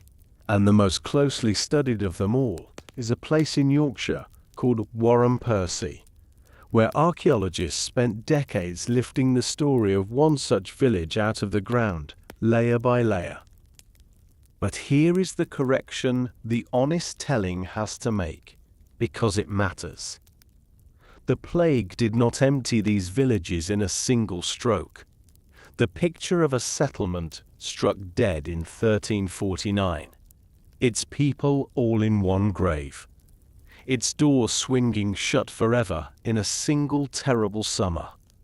That is mostly not what happened. What happened was slower, and in its way more revealing. Most of these villages survived the first plague.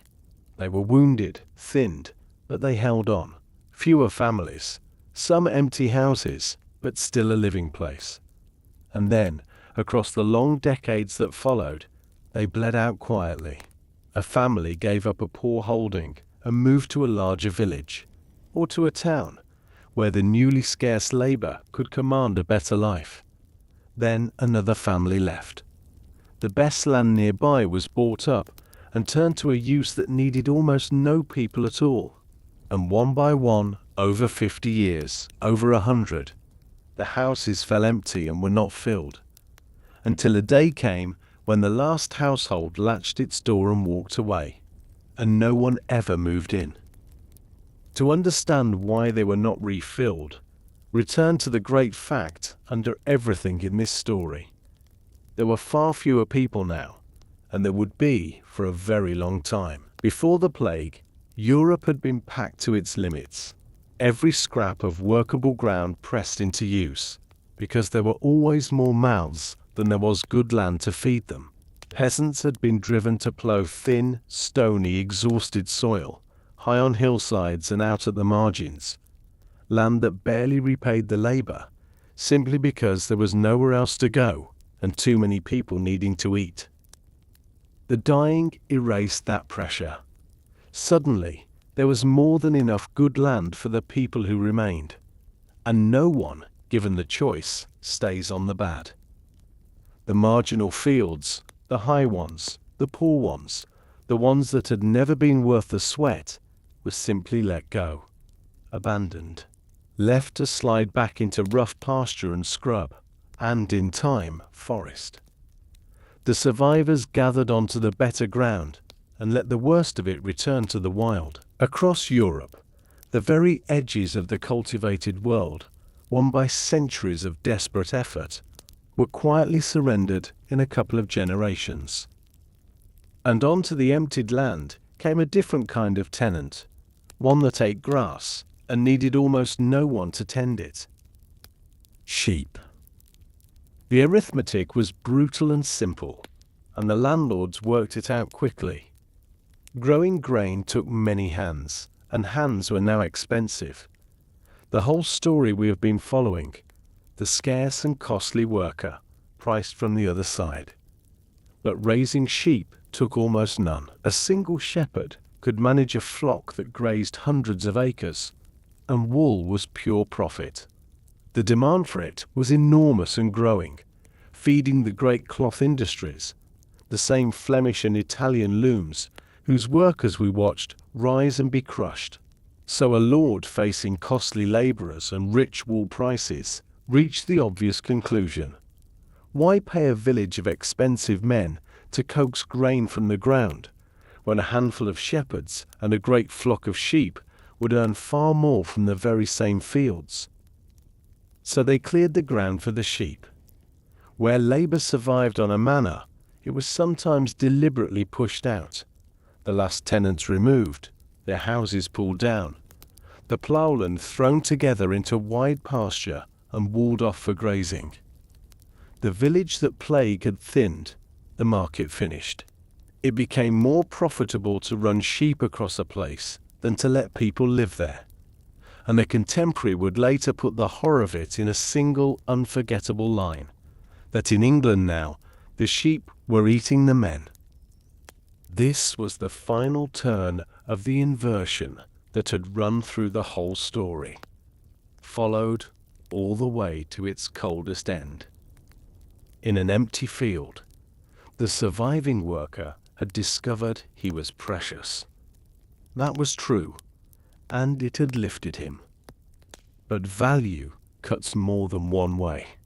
If a worker was expensive, then a landlord might decide he would simply use fewer of them, or none. The same scarcity that raised the peasant's wage also gave his master the reason to be rid of him altogether and fill the land with animals instead. The emptiness had made the survivor dear. And because he was dear, the emptiness was, in places, kept empty on purpose. The wounds ran deep enough that some of them never healed at all. The marginal land, much of it, never came back into grain. The lost villages, most of them, never returned. That English countryside we think of as ancient and eternal. The wide green pastures, the hedged fields, the sheep on the hills, the scattered market towns with open country between them, is not the timeless landscape it appears to be. A great deal of it is the shape the plague left. It is a country rearranged around the missing, its emptiest and greenest corners, often the exact places where the dead once lived thickest. The full clearing of the land would take centuries more to complete, and other harsher forces would drive it. Later enclosures, other hungers for wool and profit, that lie beyond this story. The plague did not do all of it, but it struck the first blow. It broke the crowded medieval countryside open, thinned the villages, cheapened the land, and dearened the man, and set the whole long process in motion. Some of those quiet green fields have been empty of people now for 600 years, and the low ridges in the grass are the only gravestone their vanished parishes ever received. Fields emptied and given to sheep. Villages dissolved back into the earth. Wages risen, bonds broken, the church cracked, the doctors humbled. The mind of a whole civilization turned to face its own death.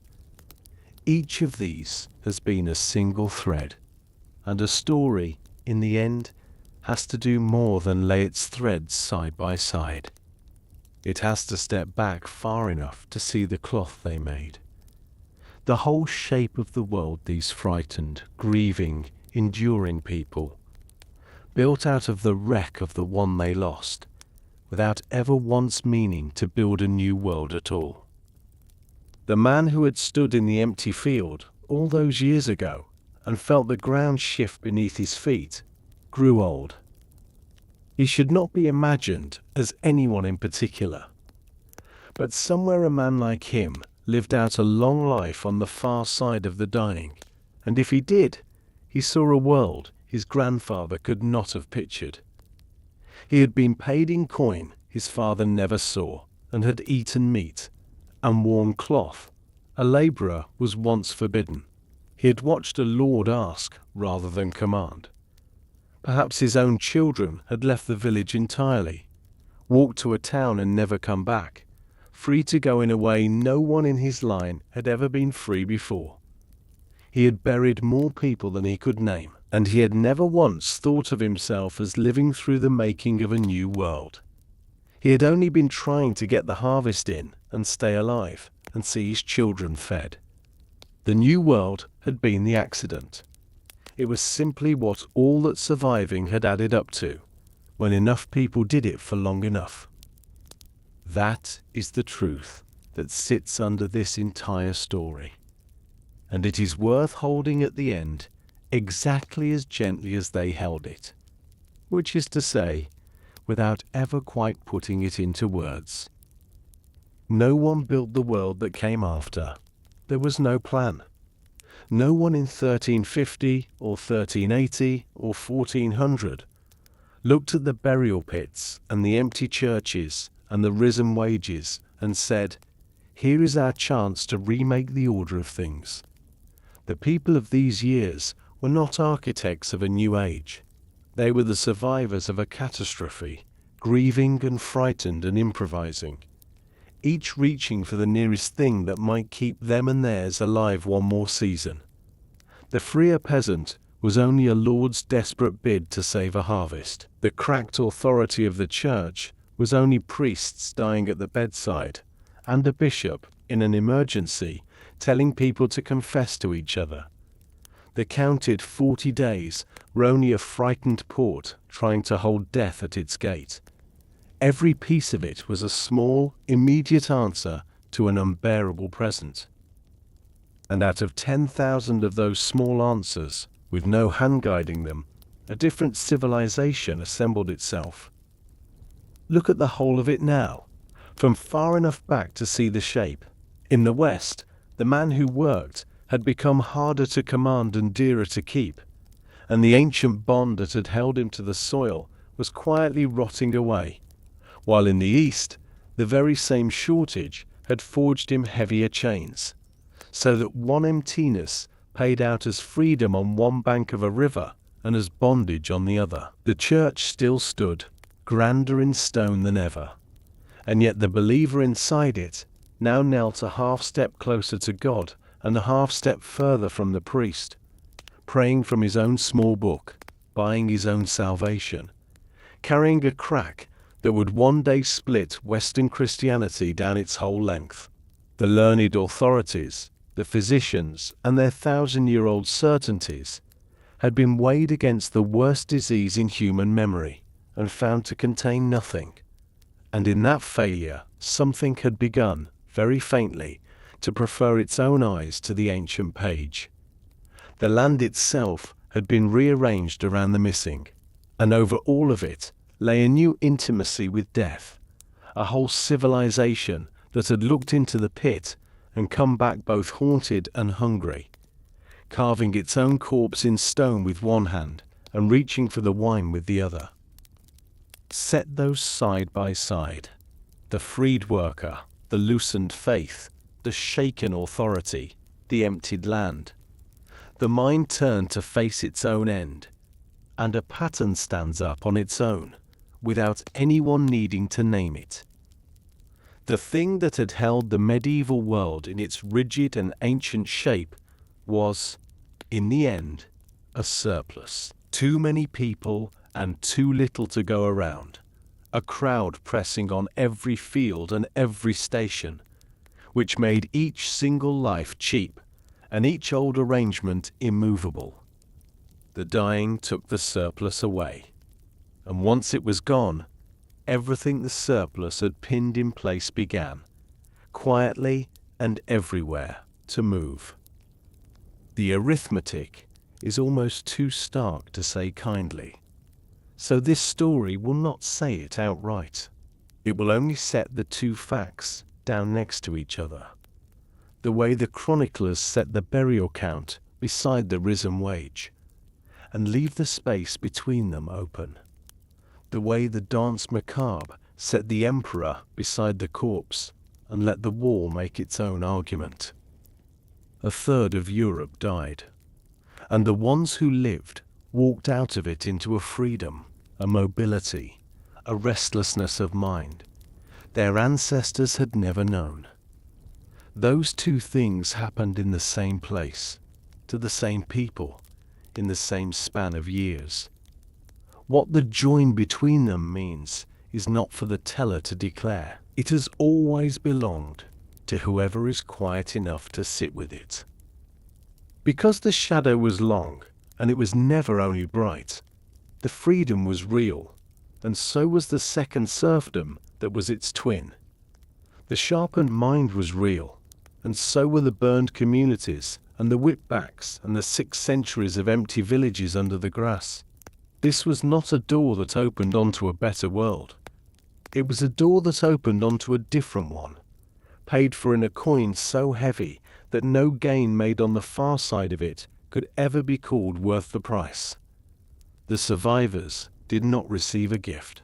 They inherited a wound, and they built, in it and around it and out of it, the beginnings of the world we still live in. The wages that would not climb so high again for 500 years. The border that still closes against a plague by counting days. The believer who still, in the end, stands alone before God. The eye that learned here to trust itself over the book. We have walked a long way together through that emptied country, through the silence and the counting, the risen and the bound, the whip and the fire, the dancing dead and the villages the grass took back. If you have come the whole distance, then let this archive keep its company with you. Follow or subscribe, and the next of these stories will find you when it is ready and not before. Not for us, for them, for the man in the field, and the mother at the pit, and the priest who went to the bedside, knowing what it would cost. For all the ones who lived through the unlivable and were remembered, most of them, by nothing at all. To hold them in mind a while longer is the last small thing the living can do for the dead, and you have done it, simply by staying to the end. So let the camera draw back now, the way it always does here, until the burial pits and the risen wages and the counted days are all one small shape far below. A continent that lost a third of itself and, without ever meaning to, became something new inside the wound. They were only trying to survive the wreck of the old world. They built the new one without knowing it. And then they lay down in the emptied country, among the ones they had buried, and passed the whole unfinished thing to us, the freedom and the shadow together, still inseparable, still ours to sit with, 600 years on, in the quiet they left behind.